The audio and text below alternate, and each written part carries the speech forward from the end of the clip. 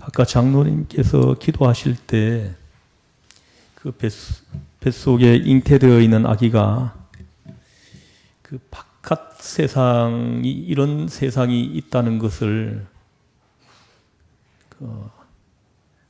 알 수 없듯이 우리가 이 땅에 사는 날 동안에 하나님 예비해 놓으신 그 천국을 우리가 모르고 살아가고 있다는 것을 이제 기도 중에 말씀하셨는데 참 은혜가 됐습니다. 뱃속의 아기가 바깥의 세상을 알 수가 없죠. 지금 현재 우리가 이 땅에 사는 날 동안은 천국이 어떤 곳인지 짐작도 하지 못하고 살다가 갑자기 서게 되는 날이 있게 될 것입니다. 오늘 8절 말씀을 같이 한번 읽겠습니다. 시작. 내가 전한 복음대로 다윗의 씨로 죽은 자 가운데서 다시 살아나신 예수 그리스도를 기억하라. 아멘. 저는 방위 근무를 했는데요. 그 방위 근무를 할 때 10km 완종 군장을 해가지고 10km 구보를 한 적이 있습니다. 몇 번 했는데 한 5km 정도 구보를 했을 때 정말 죽는 것 같더라고요. 그 자리에서 쓰러져서 죽을 것만 같은 그런 고통을 느꼈습니다. 그럴 때 옆에서 같이 이렇게 뛰던 그 선배 한 분이 나에게 말을 합니다. 종탁아, 힘내라. 예수님께서 십자가를 지고 골고다에 올라가던 그 모습을 생각해라. 예수님을 생각해라. 그럼 견딜 수 있을 것이다. 그렇게 막 격려를 하는 거예요. 그래서 정말로 이렇게 십자가를 지고 골고다 언덕을 올라가시는 그 예수님을 떠올렸어요. 그러면서 계속 뛰었는데 어느덧 10km를 다 뛰었던 그런 경험이 있습니다. 오늘 방금 읽은 이 8절 말씀에 보면 죽은 자 가운데서 살아나신 예수 그리스도를 기억하라. 예수님을 생각하라. 요즘 여러분 많이 힘드시죠? 코로나 때문에 더 많이 힘드실 겁니다. 하루 종일 마스크를 쓰고 있으니 얼마나 힘드시겠어요? 또 그냥 집에 있는 사람들은 좀 마스크를 벗고 있는 시간도 있지만 직장 다니는 분들은 하루 종일 쓰고 있으니 얼마나 힘드시겠어요? 또 자영업 하시는 분들 장사가 안 돼가지고 그 장사를 접는 사람들 보면서 얼마나 고통스러울지 그게 마음에 와닿았습니다. 여러분 많이 좀 힘드시겠지만 여러분 예수님을 생각하십시오. 내 죄를 대속하시기 위해 십자가를 지고 골고다 언덕을 올라가시는 그 예수님을 기억하라. 그럼 여러분들이 잘 견디실 수 있을 것입니다. 오늘 본문 말씀 예수를 생각하되 어떤 예수를 생각하느냐? 죽은 자 가운데서 다시 살아나신 예수 합니다. 우리가 생각하는데 어떤 예수님을 생각하느냐? 죽은 자 가운데서 부활하신 예수, 그 예수를 기억하라 하고 말씀을 합니다. 사랑하는 성도 여러분, 우리 앞에는 많은 고통이 있습니다. 그 고통이 아무리 심해도 아무리 크다고 하더라도 결국 죽음에까지 밖에는 못 갑니다. 그러나 우리 그리스도인은 죽은 자 가운데서 부활하신 그 예수님을 예수로 영접하고 고백하고 믿습니다. 우리는 이걸 잊지 말아야 합니다. 이게 복음의 핵심입니다. 신학교에 들어가면 기독론이라고 배우는데요. 이 기독론에는 큰 세 방향이 있습니다. 그 하나가 뭐냐 하면 예수님의 생애에다가 초점을 맞추는 것입니다. 예수님의 말씀, 참 좋은 말씀이지. 예수님은 병도 많이 고치셨지. 예수님께서는 못 고치시는 병이 없었대. 자, 이제 이렇게 생애에다가 초점을 맞추면 어떻게 됩니까?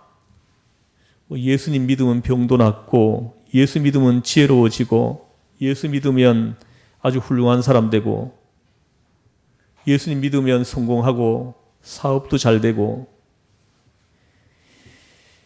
그런 얘기가 되는 것입니다. 틀린 것은 아닌데요.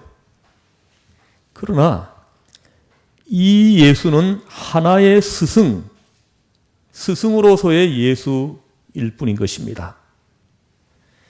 훌륭한 성현이고 훌륭한 선생인 것입니다.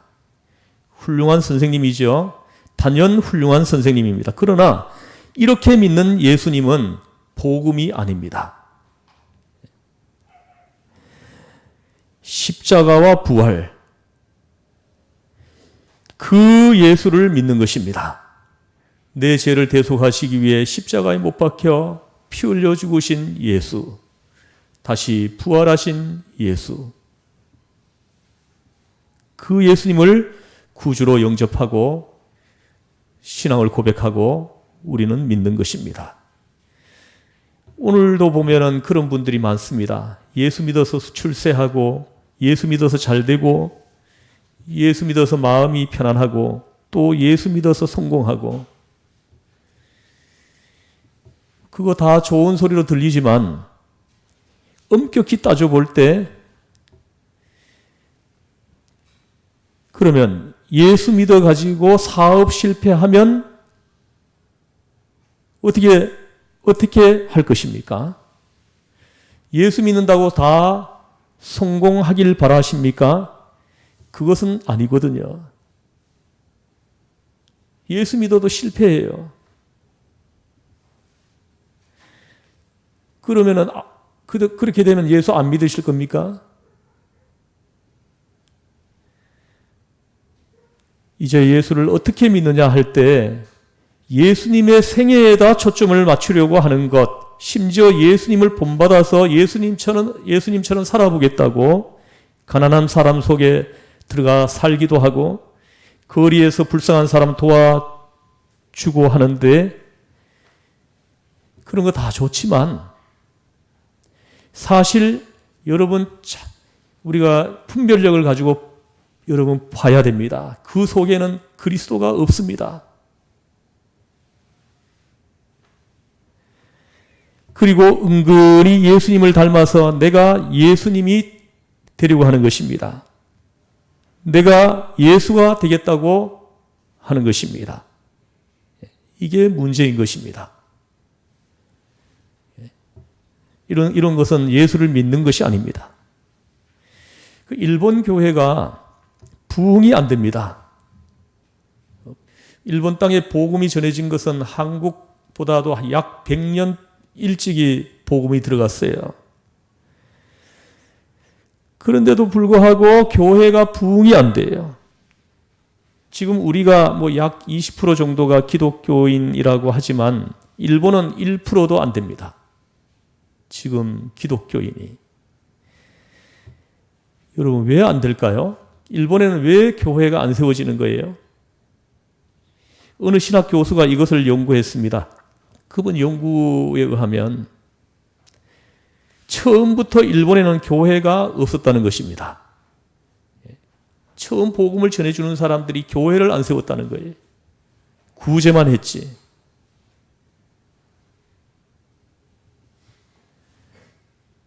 시당초 기독교가 처음 시작할 때 교회를 세우지 않고 구제 기관만 세웠다는 것입니다.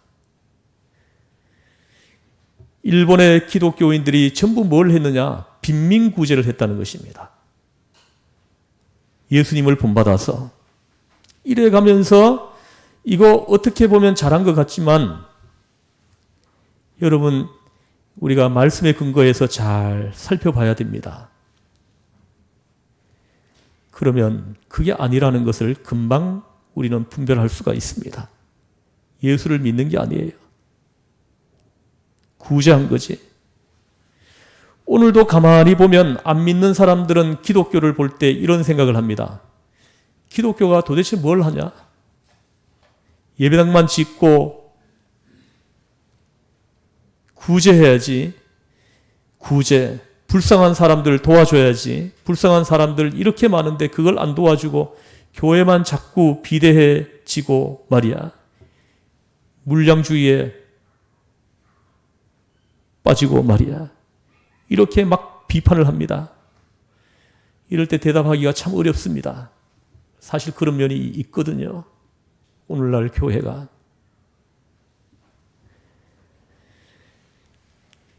교회가 구제를 안 하는 게 아닙니다. 해야지요. 하지만 교회는 구제가 목적은 아닌 것입니다. 여러분 보십시오. 죽은 자 중에서 부활하신 예수입니다. 우리는 십자가와 함께 죽고 그리스도와 함께 부활하는 십자가 부활. 거기에다 초점을 맞추고 우리는 예수를 믿는 것입니다. 그걸 기억하라는 것입니다. 그걸 생각하라는 것입니다. 내 죄를 대속하시기 위해 십자가에 못 박혀 그 피를 흘리시며 죽으신 예수. 3일 만에 부활하신 그 예수. 여러분 생각해 보십시오. 여러분들을 하나님께서 그대로 방치했다면, 우리에게 복음이 전해지지 않았다면, 우리는 예수를 모른 채 살다가 우리 영혼이 멸망받아서 그 지옥 유황불에 떨어질 수밖에 없는 그런 존재이었잖아요. 그러한 존재이었던 우리를 불쌍히 여기시고 사랑하셔서 복음이 나에게까지 전해지게 하셨잖아요. 이것이 얼마나 큰 은혜입니까? 예수가 나에게까지 전해졌다는 거예요. 이게 얼마나 큰 축복이에요. 여러분 나중에 천국 가보시면은 이게 얼마나 큰 축복인지.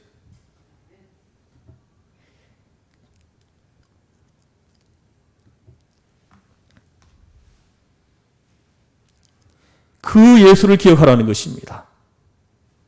그러니까 살아도 좋고 죽어도 좋습니다. 살아서 믿는 자는 영생을 얻을 것이고 죽어도 다시 살아나리라. 할렐루야. 사나 죽으나 그리스도의 것입니다. 우리는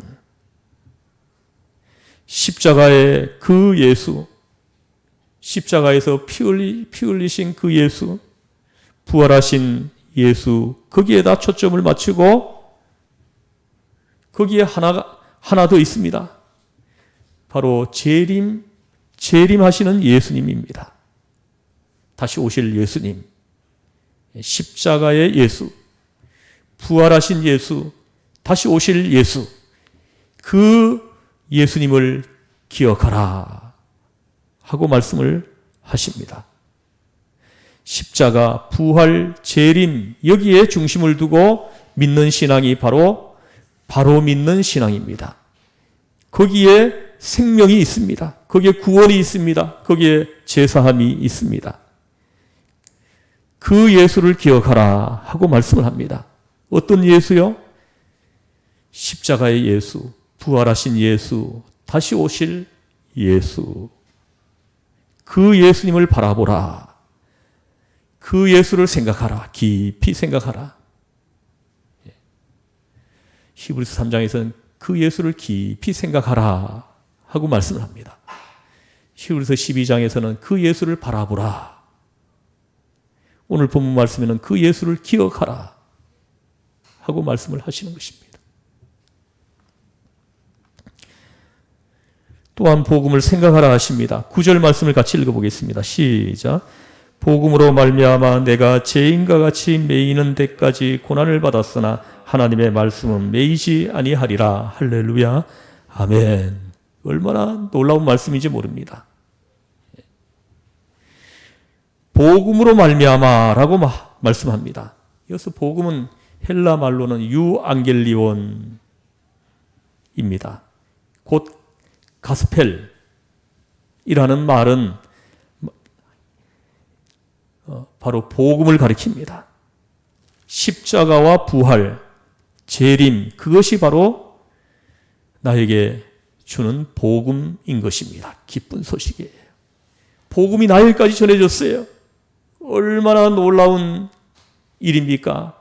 얼마나 기쁜 소식입니까? 세종대왕은 지옥 같습니까? 천국 같습니까? 이렇게 묻는 분들이 가끔씩 있는데요. 저는 그런 질문을 받으면 참 마음이 좀 답답해요. 여러분 보십시오. 세종대왕 그 유명하고 훌륭하다고 하는 우리 민족이 존경하는 그분에게도 복음이 안 전해졌어요. 근데 나 같은 사람, 미천하고 아무것도 모르고 가진 것도 없고 이런 나에게 복음이 전해졌다는 거예요.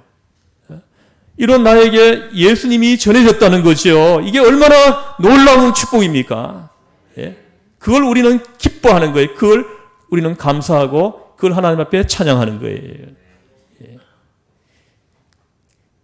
그 복음이 나에게 전해진 것, 그것을 기억하라는 거예요.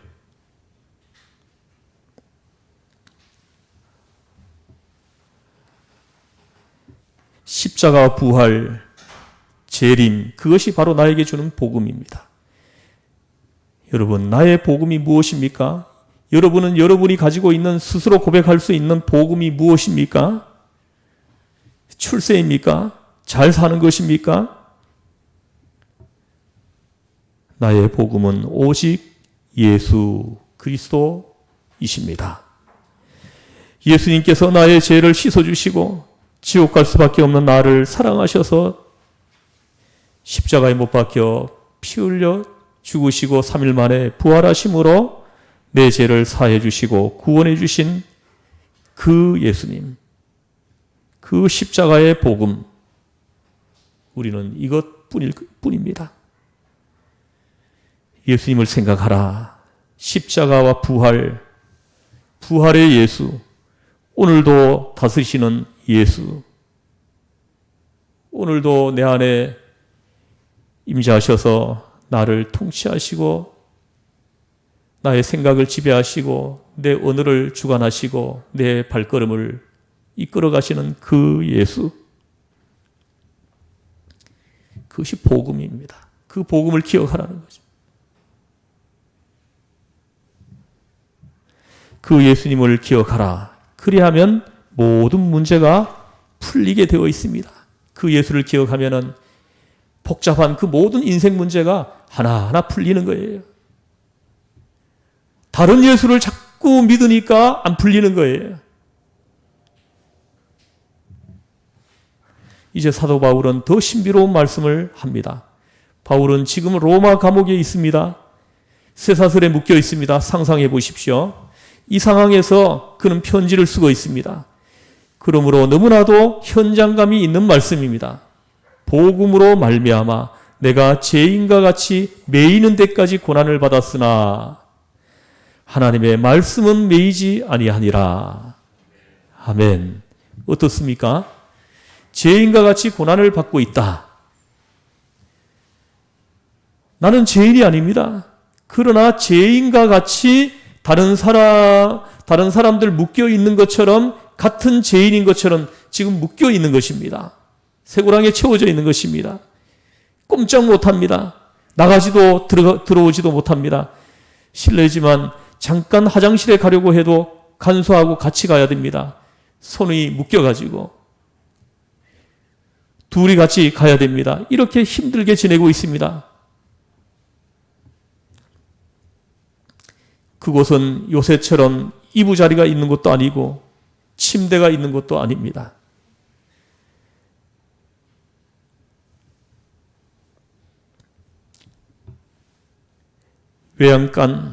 외양간이나 돼지우리처럼 지푸라기들을 갖다가 깔아 놓았습니다. 그곳에서 잠자는 거예요. 돌바닥 위에 거기서 잠을 자야 하는 것입니다. 얼마나 괴롭겠습니까? 사도 바울은 지금 이렇게 매여 있는 것입니다. 꼼짝 못합니다. 지금 자유가 없습니다. 몸이 완전히 묶여 있는 것입니다. 그런데 바울은 신비로운 고백을 합니다. 하나님의 말씀은 매이지 아니하니라. 나는 매여 있는데, 나는 묶여 있는데 말씀은 매이지 않는다. 말씀의 자유를 선포하는 거예요. 무슨 말씀인지 여러분 알아들으시겠습니까? 나는 여기서 매여서 꼼짝을 못하고 있지만은 복음 전파는 여전히 이루어지고 있다는 것입니다. 바울은 지금 묶여 있어요. 그런데 복음은 안 묶여 있다는 거예요. 지금도 누군가에 의해서 전해지고 있다는 거죠. 아마 이 말씀을 하실 때 사도 바울은 스데반이 죽던 때를 생각하면서 이 말씀을 좀 하신 것 같습니다. 스데반이 돌에 맞아 순교할 때 그 옆에 있었거든요. 그때 사도 바울은 아마 속으로 생각했을 거예요. 이 스데반이 죽으면은 이 복음이 여기서 딱 끝날 거라고 생각을 했겠죠. 저렇게 죽는 걸 쳐다보면서도 예수 믿을 사람이 없을 거라고 생각했겠죠. 스데반이 돌에 맞아서 피 흘려 죽을 때 이제는 더 이상 예수가 전파되지 않을 거라고 생각을 했겠죠. 그런데 어떻게 됐습니까? 그 복음이 묶였습니까? 아니에요. 계속 전해졌어요. 전해져가지고는 어느 날 사도 바울, 그 예수 믿는 사람을 그렇게 박해하던 돌을 던져서 죽이고 감옥에 가두고 쇠고랑에 채워서 끌고 다니던 이 사람한테도 복음이 전해졌습니다. 할렐루야. 말씀이 묶였습니까? 아니에요. 스데반은 죽었지만 사도 바울은 지금 묶여 있지만 복음은 계속 전해진다는 거예요. 지금도 전해지고 있다는 것입니다. 누군가에 의해서 계속 전해지는 거예요. 지금 우리 주께서 오늘 본문을 통해서 우리에게 말씀하십니다. 주님은 너희들 한 사람 한 사람을 통해서 또 복음이 누군가에게 전해지기를 바란다는 거예요. 여러분 주중에 이렇게 누군가를 만나면은 저에게 예수를 전해주라는 하나님의 명령이다. 이렇게 생각을 하시면 좋겠어요. 그에게 예수 이야기 해주는 거예요. 예수님은 당신을 위해서 십자가에서 피 흘려 죽으셨습니다. 할렐루야. 그리고 다시 살아나셨습니다. 그래서 우리 믿는 자의 구주가 되셨습니다. 하고 또 전해주는 거예요. 예수를 전해주는 거예요. 거기에 예비된 하나님이 예비해 놓은 사람이 있어요. 그러면 그 사람이 그를 통해서 복음을 듣고 이끌려오는 거지요. 그럼 그 사람이 또 누군가에게 계속 전해지는 거죠. 예수님이 재림에 오실 때까지. 복음은 그때까지 안 묶입니다. 아무리 박해를 하고 아무리 복음을 끊어놓으려고 하더라도 예수님이 재림에 오실 때까지 이 복음은 매이지 않는다는 것입니다. 묶이지 않는다는 것입니다. 그걸 말씀하시는 겁니다.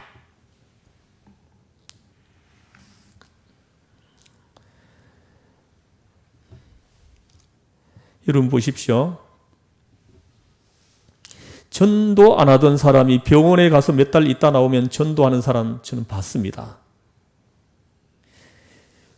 그렇게 인쇄하던 사람이 헌금도 합니다. 생전 교회 봉사 안 하던 사람이 봉사도 합니다. 어떤 사람은 이런 얘기도 합니다. 목사님 기적이 많죠? 그럼요, 많죠. 무슨 말을 하려냐 했더니 첫째는 내가 예수 믿는 게 기적이고요. 둘째는 내가 새벽기도 나오는 게 기적이거든요. 나는 내 아내가 새벽기도 나가는 것 늘 방해했습니다. 새벽 기도 가려고 아내가 일어나서 막 옷 입고 뭐 부스럭부스럭 하면은 잠을 깨는 거죠. 그러면 좀 잠 좀 자자, 잠 좀 자. 남 잠 못 자게 새벽부터 부스럭대고 도대체 뭐냐 하고 새벽마다 아내하고 다퉜다는 거예요. 그래서 새벽 기도 갔다 오면 대판 싸운 적도 수도 없이 많았다는 거죠. 그래서 부인이 남편 잠에서 안 깨우려고 몰래 일어나가지고 옷을 챙겨가지고 바깥에 나와서 옷을 입고 새벽 기도를 갔다는 거예요.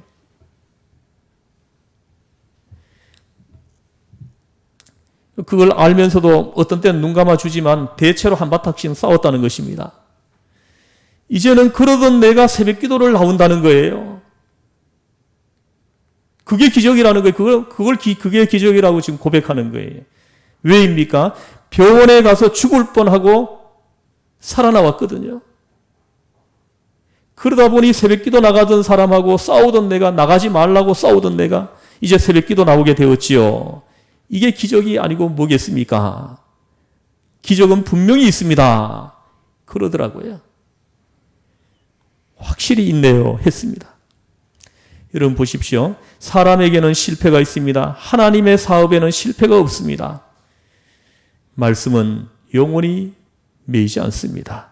그걸 지금 선포하는 것입니다.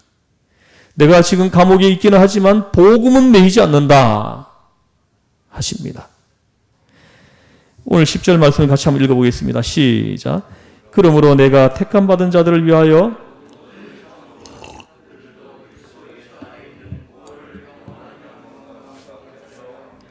아멘. 우리가 이 믿음을 가지고 사는 마지막 목적은 예수 안에 있는 구원입니다.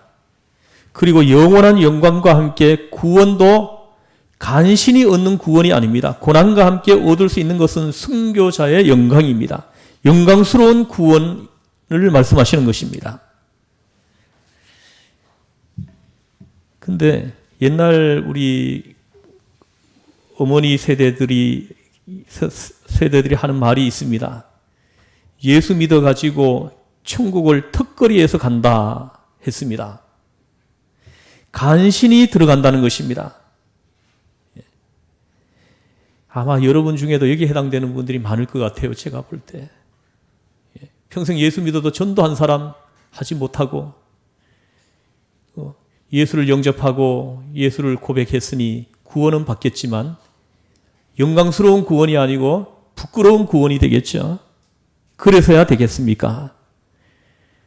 또 가기는 가도 아주 부끄럽게 가서 고개 숙이고 앉아 있어서 되겠습니까? 또 좀 영광스럽게 주 앞에 가야지요. 그리스도의 날에 너희가 나의 자랑이 되고 내가 너희의 자랑이 되리라. 그리스도 앞에 가서의 좀 자랑스러운 성도가 돼야지 저 천국 문턱에서 우두거니 들여다보고 앉아있으면 어떡하겠느냐 하실 겁니다. 방금 읽은 10절을 계속 보십시오. 그러므로 내가 택함받은 자들을 위하여 모든 것을 참음은 택한 자들을 위하여 참는다. 이것은 자발적으로 희생을 말하는 것입니다. 자원적 희생을 말하는 것입니다. 고난도 참고 모순도 참고 불의도 참고 멸시도 참습니다. 한 영혼 구원하기 위해서. 인내 아주 중요한 것입니다. 누가복음 21장에 보면 너희 인내로 영혼 구원을 얻으리라 이렇게 말씀했습니다. 인내라고 하는 희생을 지불해야 되는 것입니다. 한 영혼을 구원하기 위해서. 그러고야 이 모든 영광을 얻을 수가 있다 하시는 것입니다. 뉴턴이 유명한 말을 했습니다. 내가 발견한 것 중에 가장 귀중한 것은 인내다. 참고야 어떤 결과가 오는 것이다. 이렇게 말을 했습니다. 꼭 참는 사람에게 결과가 온다는 거예요. 11절에서 13절을 읽겠습니다. 시작. 미쁘다 이 말이여 우리가 주와 함께 죽었으면 또한 함께 살 것이요 참으면 또한 함께 왕노릇할 것이요 우리가 주를 부인하면 주도 우리를 부인하실 것이라. 우리는 미쁨이 없을지라도 주는 항상 미쁘시니 자기를 부인하실 수 없으리라. 아멘. 11절 13절은 순교자의 찬송시입니다. 신학에서 순교자의 찬송시라고 제목이 붙은 본문이에요. 얼마나 귀한 말씀입니까? 주와 함께 죽었으면 주와 함께 살고 주와 함께 죽었으면 주와 함께 산다 하고 말씀합니다. 또 주와 함께 참으면 어떻게 된다고요? 주와 함께 영광을 누린다. 주와 함께 참으면 여러분 예수님 때문에 참은 적 많죠? 예수님만 아니면은 그냥 대들어 싸울 텐데 소리도 한번 지를 텐데 욕도 하고 한번 난리도 한번 칠 텐데 예수님 때문에 꾹 참잖아요. 그럴 때가 얼마나 많이 있었습니까?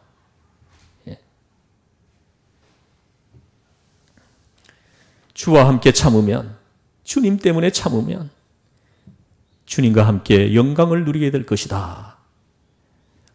이때 받아서 누리는 이 영광은 여러분 상상을 초월할 것입니다. 그리고 13절에 주는 미쁘시다. 주는 믿을만 하다는 것입니다. 신실하십니다. 신명기 7장에서 우리 하나님은 신실하신 하나님이시라 하고 말씀했습니다. 신실하신 우리 주님. 사람은 못 믿어도 주님은 믿을 수가 있습니다. 그런 거로 그의 약속을 믿고 우리는 참고 나가는 것입니다.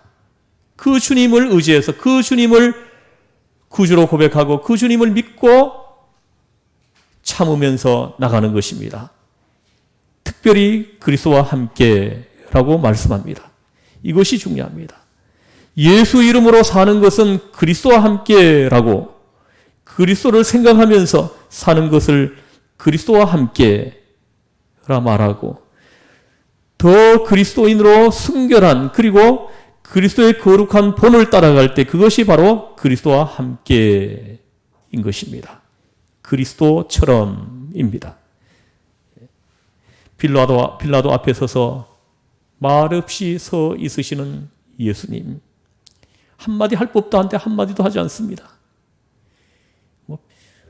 핑계 될 만도 한데 한마디 핑계도 되지 않습니다. 나는 죄가 없다 할 만한데 죄 없다 말 한마디 하지 않습니다.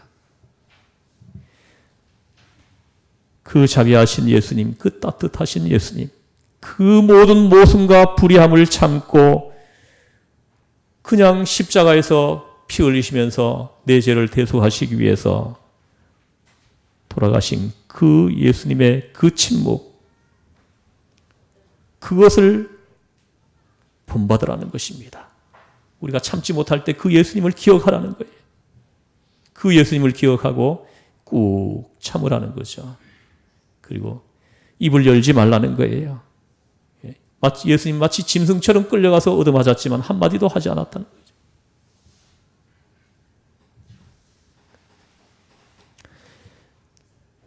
그리스도와 함께, 그것이 바로 그리스도와 함께라는 거예요. 예수님 때문에 참, 그것이 그리스도와 함께라고 말씀을 합니다.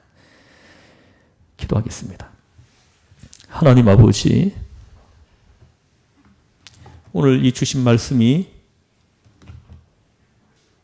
우리 마음판에 새겨지게 하셔서 우리 생활 속에서 불쑥 생각나게 하시고 오늘 어떤 상황 앞에서 판단하고 결정을 내릴 때 이 말씀이 떠올라서 이 말씀이 내 판단의 근거, 내 결정의 근거가 되게 하여 주시옵소서. 우리 주 예수 구원하신 예수님의 이름으로 기도드리옵나이다. 아멘. 이 시간은 최원석 청년 우리 봉헌성 올려드리고 또 이민강 집사님